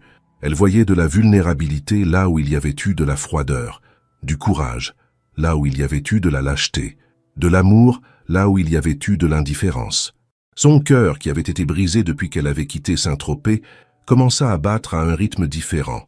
Ce n'était pas un pardon immédiat, mais c'était le début de quelque chose qui pourrait le devenir. Pendant ce temps, au Resort Azur, Étienne observait la conférence depuis son bureau avec un mélange de fureur et de panique. Son plan avait eu l'effet inverse, et maintenant Sébastien exposait des émotions réelles qui pourraient générer de la sympathie publique. Mais Étienne avait un as dans sa manche qu'il n'avait pas encore joué. Et si Sébastien Vasseur croyait qu'une déclaration publique romantique allait tout arranger, il se trompait lourdement. La guerre n'était pas finie. Elle ne faisait que commencer. La conférence de presse de Sébastien avait changé la narration publique. Les commentaires sur les réseaux sociaux commencèrent à montrer de la sympathie envers lui, et plusieurs médias commencèrent à remettre en question la véracité des photos originales. Mais tandis que l'opinion publique se divisait entre critiques et défenseurs, Étienne Duval travaillait fébrilement pour exécuter son plan final. 2 jours après la conférence, Étienne convoqua une réunion d'urgence avec le conseil d'administration du groupe Vasseur, prévu au Resort Azur. Sa stratégie était simple, se présenter comme le directeur loyal qui avait protégé les intérêts de l'entreprise, pendant que Sébastien perdait la tête pour une employée de maison. « Messieurs du conseil, avait-il dit au téléphone au président du conseil, je crois qu'il est temps de prendre des décisions difficiles concernant l'avenir de la compagnie. J'ai des informations qui pourraient être cruciales pour comprendre la vraie situation. » Le conseil d'administration, composé de 5 hommes d'affaires vétérans qui avaient travaillé avec le père de Sébastien pendant des décennies, arriva au complexe ce matin-là avec des visages sérieux et des porte-documents remplis de documents juridiques. Ils étaient prêts à prendre des décisions drastiques concernant la direction de l'entreprise. Ce qu'ils n'attendaient pas, c'était de trouver Amélie Dubois attendant dans la salle de réunion. Elle était revenue à Saint-Tropez la nuit précédente, seule, laissant sa famille à Paris avec la promesse que tout se réglerait bientôt. Pendant les jours qui suivirent la conférence de presse de Sébastien, elle avait travaillé inlassablement, recueillant des preuves, reliant des pistes, et se préparant à une confrontation qu'elle savait inévitable. « Bonjour », dit Amélie quand Étienne entra dans la salle, sa voix sereine mais chargée de détermination. « Monsieur Duval, je crois que nous avons beaucoup à nous dire. » Étienne se figea en la voyant.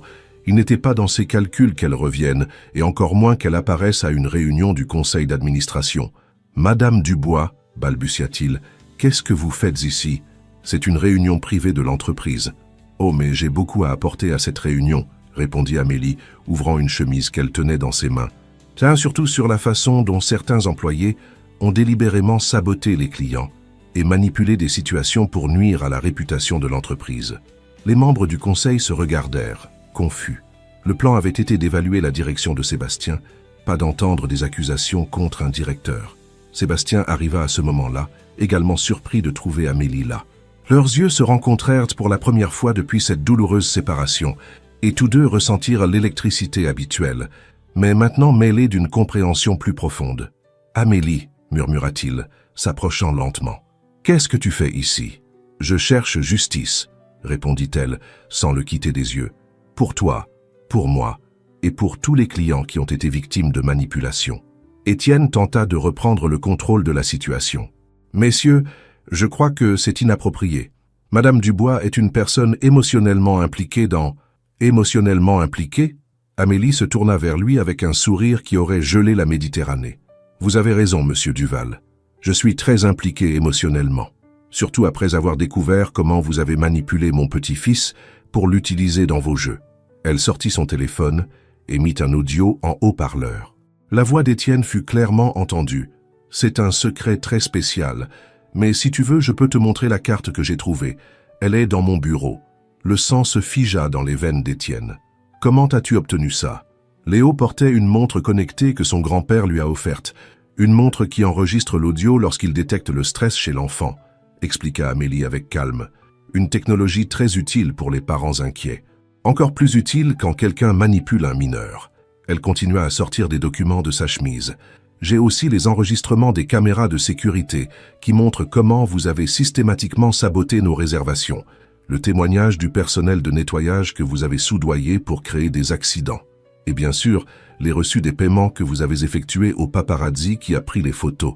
Chaque révélation fut comme une gifle pour Étienne. Les membres du conseil commencèrent à murmurer entre eux, clairement choqués par ce qu'ils entendaient. « C'est absurde, balbutia Étienne. Vous n'avez pas de preuves réelles de... » « Non. » Amélie sortit un petit enregistreur. « Alors je suppose que je n'ai pas ça non plus. » Elle appuya sur lecture et la voix d'Étienne remplit la salle. « Si je réussis à me positionner comme le protecteur de cette famille, je peux créer des situations pour exposer les vulnérabilités de Sébastien devant le conseil d'administration. C'est le moment parfait pour démontrer que l'héritier de l'Empire Vasseur n'est pas aussi invulnérable qu'il y paraît. » Le silence qui suivit fut assourdissant. Étienne avait enregistré cette conversation avec lui-même, en planifiant sa stratégie, sans savoir que les microphones de sécurité de son bureau étaient actifs. « Comment ?» murmura Étienne. « Vous avez oublié que j'ai travaillé 5 ans chez Sébastien, » répondit Amélie. « J'ai beaucoup appris sur les systèmes de sécurité, les caméras, les enregistrements, et j'ai aussi appris que la vérité trouve toujours un moyen de voir le jour. » Le président du conseil d'administration se leva lentement. « Monsieur Duval, je crois que nous avons suffisamment d'informations pour procéder. Vous êtes renvoyé immédiatement. Nos avocats prendront contact avec vous et nous espérons que les autorités aussi. » Étienne tenta une dernière manœuvre désespérée. « Vous ne comprenez pas. Il détruit la réputation de l'entreprise pour une employée de maison. Vous ne pouvez pas permettre ça. » « Ce que nous ne pouvons pas permettre, » intervint un autre membre du conseil, « c'est qu'un employé manipule des situations, mette en danger des mineurs, et nuisent délibérément à des clients innocents. Vous avez déshonoré tout ce que cette entreprise représente. » Sébastien observa toute la scène avec un mélange d'étonnement et d'admiration profonde envers Amélie. Elle avait fait ce que lui n'avait pas été capable de faire, lutter pour la vérité sans se soucier des conséquences. Quand Étienne fut escorté hors du salon par la sécurité, Amélie se permit enfin de montrer la fatigue qu'elle ressentait.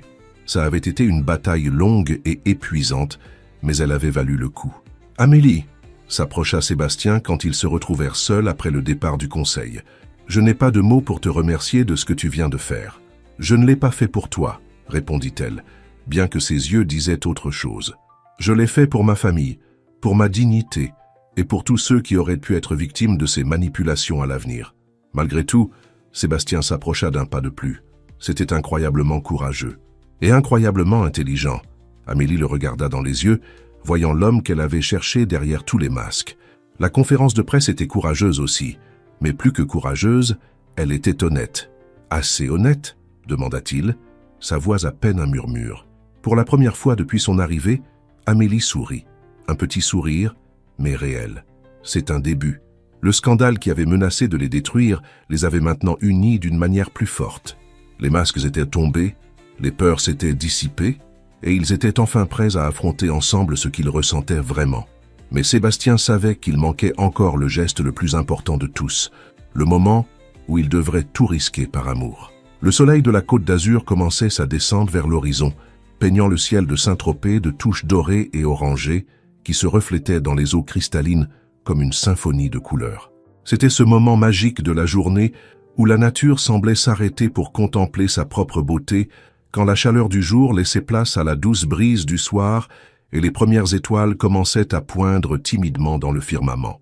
Amélie avait eu besoin de temps pour assimiler tout ce qui s'était passé. Après la réunion avec le conseil d'administration et le démasquage d'Étienne, elle s'était sentie épuisée, mais aussi étrangement en paix. La justice avait prévalu, la vérité avait éclaté, et pour la première fois en semaine, elle se sentait libre du poids des mensonges et des manipulations qui avaient empoisonné son séjour au paradis. Elle avait décidé de rester une nuit de plus avant de retourner définitivement à Paris. Sa famille l'attendait à la maison, mais quelque chose dans son cœur lui disait qu'elle avait besoin de clore ce chapitre de sa vie de la bonne manière. Elle avait besoin de parler avec Sébastien sans précipitation, sans pression, sans le regard accusateur des médias ou la tension des scandales. Elle se dirigea vers la plage privée du complexe, ce même endroit où tant de choses avaient commencé à changer entre eux. Les palmiers se balançaient doucement avec la brise marine et le son des vagues créait cette mélodie éternelle qui avait été le témoin silencieux de tant d'émotions au cours des dernières semaines. Elle enleva ses sandales et marcha pieds nus sur le sable blanc, sentant les petits grains se glisser entre ses orteils. La mer s'étendait à l'infini devant elle, et pour un moment, elle se permit de simplement être. Pas l'employée de maison, pas la femme du scandale, pas la grand-mère inquiète. Juste Amélie, avec ses rêves, ses peurs, et un cœur qui avait appris à aimer de nouveau. Elle ne sut pas combien de temps elle était restée là, quand elle entendit des pas derrière elle. Sans se retourner, elle sut immédiatement que c'était Sébastien. Il y avait quelque chose dans sa façon de marcher, dans le rythme de ses pas, qu'elle avait appris à reconnaître pendant toutes ces semaines de coexistence. « Puis-je t'accompagner » demanda-t-il doucement, s'arrêtant à quelques mètres d'elle. Amélie hocha la tête sans dire un mot. Sébastien s'approcha lentement et se plaça à ses côtés, également pieds nus, son pantalon de lin retroussé et une chemise blanche que le vent marin agitait légèrement. Il avait l'air différent de la façon dont Amélie l'avait connu à Paris. Plus détendu, plus humain, plus réel. Ils restèrent silencieux pendant plusieurs minutes, observant comment le soleil poursuivait sa descente vers l'horizon. C'était un silence confortable, pas tendu comme ceux qu'ils avaient à partager auparavant. C'était le silence de deux personnes qui avaient traversé la tempête et pouvaient maintenant apprécier le calme qui venait après. « Amélie » dit finalement Sébastien, sa voix à peine audible par-dessus le son des vagues. « Il y a quelque chose que je dois te dire. » Elle se tourna pour le regarder et il put voir dans ses yeux cette sérénité qui l'avait toujours captivé, mêlée maintenant à une sagesse qui ne s'acquiert qu'en traversant des moments difficiles. « Je suis un homme différent grâce à toi, » continua-t-il, sa voix chargée d'émotion. « Avant de te connaître réellement, avant de te voir comme la personne extraordinaire que tu es, je n'étais qu'une coquille vide, une marionnette mue par des attentes extérieures, par des pressions familiales, par une conception erronée de ce que signifiait le succès. » Amélie sentit les larmes commencer à monter à ses yeux, mais elle ne les retint pas. C'étaient des larmes de compréhension, de reconnaissance, de quelque chose qui semblait guérir des blessures qu'elle ne savait même pas qu'elle avait. « Tu m'as appris que la vraie richesse n'est pas dans les comptes bancaires, » poursuivit Sébastien, faisant un pas vers elle. « Elle est dans la capacité d'aimer sans condition, de travailler avec dignité, de trouver de la joie dans les moments simples. Tu m'as appris que la valeur d'une personne ne se mesure pas à son code postal ou à la marque de ses vêtements, mais à la beauté de son âme. » Sébastien s'arrêta devant elle, prit ses mains entre les siennes et s'agenouilla lentement dans le sable. Le geste la surprit tellement qu'elle laissa échapper une petite exclamation. « Amélie Dubois, » dit-il, embrassant doucement ses mains, « tu ne m'as pas seulement appris à aimer, tu m'as appris à être humain de nouveau. » Les larmes coulaient maintenant librement sur leurs joues. Sébastien leva les yeux pour la regarder, et dans ses yeux, elle vit tout ce qu'elle avait espéré voir depuis cette première rencontre dans les jardins de l'hôtel. Une vulnérabilité authentique, un amour sincère et une humilité qui venait d'avoir affronté ses propres démons. « Je t'aime », confessa-t-il d'une voix brisée. « Je t'aime non pas malgré nos différences, mais pour la façon dont ces différences ont fait de moi une meilleure personne. Je t'aime pour ta force, pour ta dignité, pour la façon dont tu protèges ta famille, pour la façon dont tu parviens à voir le bien chez les gens même quand ils ne le méritent pas. »« Sébastien, » murmura Amélie, l'aidant à se relever. « Moi aussi, j'ai besoin que tu saches, » l'interrompit-il doucement, « que je ne te demande pas de changer ta vie pour moi. Je ne te demande pas de renoncer à qui tu es ou à ce que tu as construit. Je te demande seulement l'opportunité de construire quelque chose de nouveau ensemble, comme des égaux, comme des partenaires, comme deux personnes qui se sont trouvées quand elles en avaient le plus besoin. » Amélie l'observa un long moment, étudiant chaque ligne de son visage, chaque geste, chaque mot qu'il avait prononcé. Elle vit l'homme arrogant qu'elle avait connu dans son hôtel particulier, mais elle vit aussi l'homme vulnérable qui avait cherché Léo désespérément, l'homme courageux qui avait publiquement avoué ses erreurs, l'homme qui se tenait maintenant devant elle, le cœur complètement ouvert. « Je suis une femme simple, Sébastien, » dit-elle finalement, sa voix tremblant légèrement. « Je viens d'un monde très différent du tien. Je ne sais pas si tu es la personne la plus extraordinaire que j'ai jamais rencontrée, » l'interrompit-il, s'approchant. « Et si tu me donnes la chance, je passerai le reste de ma vie à te prouver que les différences de nos mondes n'importent pas quand deux personnes s'aiment vraiment. » Amélie ferma les yeux un instant, sentant la brise marine caresser son visage, écoutant l'éternel murmure de la mer et prenant la décision la plus importante de sa vie. Quand elle ouvrit les yeux, elle lui sourit de ce sourire qui avait illuminé les jours les plus sombres de Sébastien. C'était un sourire plein d'espoir, de pardon, d'amour et de la promesse de nouveaux commencements. « Moi aussi, je t'aime », murmura-t-elle finalement. « Malgré tout ce que nous avons traversé, malgré tous les obstacles, mon cœur a choisi de t'aimer depuis longtemps. » Sébastien sentit qu'il pouvait voler. Sans dire un mot de plus, il encadra le visage d'Amélie entre ses mains et s'approcha lentement, lui laissant le temps de l'arrêter si elle le désirait. Mais elle ne s'arrêta pas. Au lieu de cela, elle se hissa sur la pointe des pieds et trouva ses lèvres avec les siennes. Le baiser fut tout ce qu'ils avaient imaginé et plus encore. Il était doux et passionné à la fois, rempli de toutes les émotions qu'ils avaient regardées pendant des semaines, chargé de promesses sans mots et de la certitude qu'ils avaient retrouvé quelque chose d'exceptionnel. C'était un baiser qui scellait non seulement leur amour, mais leur transformation mutuelle. C'était le baiser qui convertissait un paradis physique en un paradis émotionnel. Quand ils se séparèrent enfin, le soleil avait presque terminé sa descente, laissant le ciel peint des plus belles couleurs que ni l'un ni l'autre n'avaient jamais vues. Ils s'embrassèrent en silence, sentant leur cœur battre au même rythme, sachant qu'ils avaient trouvé leur foyer dans les bras l'un de l'autre. « Que va-t-il se passer maintenant ?» demanda Amélie doucement. « Maintenant, » répondit Sébastien en embrassant son front, « nous allons construire notre propre histoire. Jour après jour, pas à pas, ensemble. » Ils marchèrent de retour vers le complexe main dans la main, les vagues caressant leurs pieds nus et les premières étoiles brillant au-dessus de leur tête. L'endroit qui avait été autrefois un symbole de différence sociale et de solitude était maintenant devenu le théâtre d'un amour qui avait transcendé toutes les barrières. Dans le paradis français, où la Méditerranée embrasse le sable blanc chaque jour, deux âmes avaient trouvé leur destin. Et ce destin avait un nom, amour véritable, le trésor le plus précieux qui existe au monde. Le parfum du café à la chicorée. Mélangé à la cannelle, flottait dans la cuisine de la nouvelle maison, une belle résidence de style haussmannien, dans le 16e arrondissement, que Sébastien avait acheté spécifiquement parce qu'Amélie était tombée amoureuse des mosaïques Art Nouveau qui décoraient le patio principal.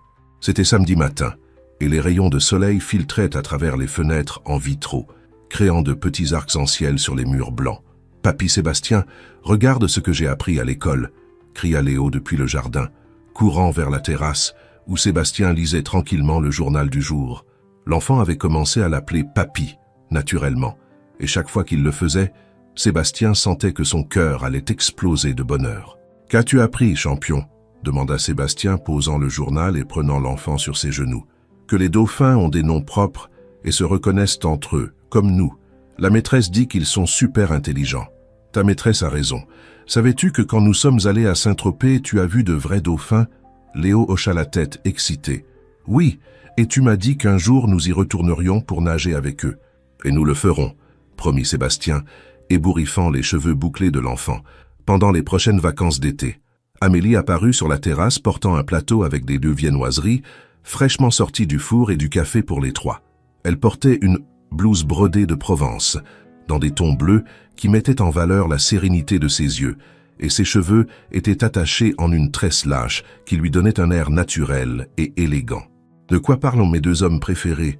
demanda-t-elle, embrassant le front de Léo et effleurant doucement les lèvres de Sébastien. « Papy Sébastien m'a promis que nous retournerions nager avec des dauphins, » déclara Léo avec autorité. « Papy Sébastien, hein ?» sourit Amélie. « Et quand avez-vous pris cette décision ?» Sébastien rougit légèrement. « Il a commencé à m'appeler comme ça il y a quelques semaines. Je n'ai pas eu le cœur de le corriger. »« Ni ne devrait, » répondit Amélie, s'asseyant à leur côté. « Tu as gagné ce titre. » La vie avait changé de manière qu'aucun des deux n'avait anticipé. Après leur retour de Saint-Tropez, ils décidèrent de prendre les choses avec calme, construisant leur relation jour après jour. Sébastien avait insisté pour qu'Amélie ne travaille plus comme employée de maison, mais elle avait refusé son aide financière directe. « Je veux contribuer sur un pied d'égalité », lui avait-elle dit avec cette détermination qu'il admirait tant. « Si nous allons être ensemble, je veux que ce soit parce que nous nous sommes choisis, pas parce que tu m'as secouru. » Après plusieurs conversations et recherches, Amélie avait trouvé un poste de coordinatrice d'hospitalité dans l'un des hôtels-boutiques de la chaîne Vasseur à Saint-Germain-des-Prés. Son expérience d'années de travail dans des maisons de familles aisées, combinée à son intuition naturelle pour le service, l'avait rapidement transformée en une employée inestimable. « Madame Dubois », lui avait dit le directeur de l'hôtel après son premier mois, « je n'ai jamais vu quelqu'un comprendre aussi bien ce dont les clients ont besoin avant même qu'ils ne le sachent. » Ses parents avaient été plus difficiles à convaincre. Monsieur Pierre surtout avait eu besoin de temps pour accepter que sa fille soit en couple avec un homme si différent de leur monde. « Ce n'est pas pour l'argent, ma fille », lui avait-il expliqué un après-midi alors qu'il prenait une tisane de camomille dans le patio. « C'est parce que je ne veux pas que tu souffres quand il se rendra compte que tu viens d'un monde différent. » Mais Sébastien avait progressivement gagné le respect de la famille Dubois. Chaque dimanche, sans faute, il arrivait tôt pour déjeuner avec eux dans la petite maison du quartier de Belleville. Il s'asseyait à la table en bois où il mangeait normalement, aidait à faire la vaisselle et écoutait attentivement les histoires que M. Pierre lui racontait sur sa jeunesse en Provence. « Regarde, Sébastien », lui avait dit un après-midi Madame Nicole, alors qu'ils épluchèrent des légumes pour faire une ratatouille. « Ma fille est une femme très spéciale. Elle a beaucoup souffert, elle a travaillé dur, et elle mérite que quelqu'un l'aime comme il se doit. » « Madame Nicole, » avait répondu Sébastien avec une sincérité totale, « votre fille m'a appris ce que signifie vraiment l'amour. Il n'y a pas un jour où je ne me réveille pas reconnaissant qu'elle m'ait donné une chance. » L'entreprise avait également prospéré de manières inattendues. La conférence de presse de Sébastien avait généré une vague de respect envers le groupe Vasseur. Les clients valorisaient l'honnêteté et l'humanité qu'il avait montrée, et les réservations dans tous ses hôtels avaient augmenté considérablement. « Les gens veulent faire des affaires avec des personnes authentiques », lui avait expliqué le directeur marketing. « Votre histoire a démontré que derrière l'entreprise, il y a un être humain réel. » Sébastien avait également mis en place de nouvelles politiques dans toute la chaîne hôtelière. De meilleurs salaires pour le personnel de service, des programmes d'éducation pour les employés et des bourses de tourisme pour les familles à faible revenu. « Si cette entreprise m'a tant donné, » lui avait-il dit un soir alors qu'il marchait sur le Fob et Pont des Arts, « il est temps que je rende quelque chose aux personnes qui la font réellement fonctionner. » Maintenant, 6 mois plus tard, alors que les trois déjeunaient sur la terrasse de leur nouvelle maison, Sébastien ne pouvait croire à quel point sa vie était complète. « À quoi penses-tu » lui demanda Amélie, remarquant son expression pensive. « Que, il y a 1 an, si quelqu'un m'avait dit que je serais ici à cette table, avec vous deux, en train de prendre un café et de planifier des vacances en famille, j'aurais cru qu'il était fou. Et maintenant ?» sourit Amélie. « Maintenant, je pense que le fou, c'était moi avant. De penser que la vie n'était que travail, argent et apparence. » Léo avait fini ses viennoiseries et courait de nouveau vers le jardin pour jouer avec Miel, le Labrador Retriever, qu'ils avaient adopté le mois dernier. Son rire remplissait l'air matinal, se mêlant au chant des oiseaux et au doux murmure de la fontaine du patio. « Amélie, » dit Sébastien soudainement, prenant sa main, « il y a quelque chose que je voulais te demander. » Elle le regarda, curieuse, et il sortit une petite boîte de velours bleu de sa poche. « Je sais que nous n'avons pas encore officiellement parlé de mariage, » commença-t-il, sa voix légèrement nerveuse. « Mais ces derniers mois ont été les meilleurs de ma vie. Chaque jour avec toi, avec Léo, avec ta famille. Chaque jour, je suis de plus en plus convaincu que je veux passer le reste de ma vie à faire partie de cet amour si beau que nous avons construit. » Il ouvrit la boîte, révélant une bague simple mais élégante, avec un diamant qui reflétait la lumière du soleil. « Amélie Dubois, me ferais-tu l'honneur de devenir ma femme ?» Les yeux d'Amélie se remplirent de larmes de bonheur. « Oui, » murmura-t-elle. « Oui, 1000 fois oui. » Tandis que Sébastien lui plaçait l'anneau, Léo apparut en courant du jardin. « Papy, Amélie, pourquoi tu pleures? Tu es triste? »« Non, mon amour, » répondit Amélie, le prenant dans ses bras. « Je suis heureuse, très très heureuse. »« Pourquoi? »« Parce que papy Sébastien m'a demandé de l'épouser. »« C'est génial !» cria Léo. « Ça veut dire qu'il va officiellement être mon papy pour toujours ?»« Pour toujours !» confirma Sébastien, les serrant tous les deux dans ses bras. Dans le jardin de leur maison du 16e arrondissement, sous le ciel bleu de Paris, la famille que le destin avait unie célébrait le début d'une nouvelle étape. Une étape pleine de promesses, d'amour véritable, et de la certitude que les fins heureuses existent quand elles sont construites avec patience, honnêteté et le courage d'aimer sans limite.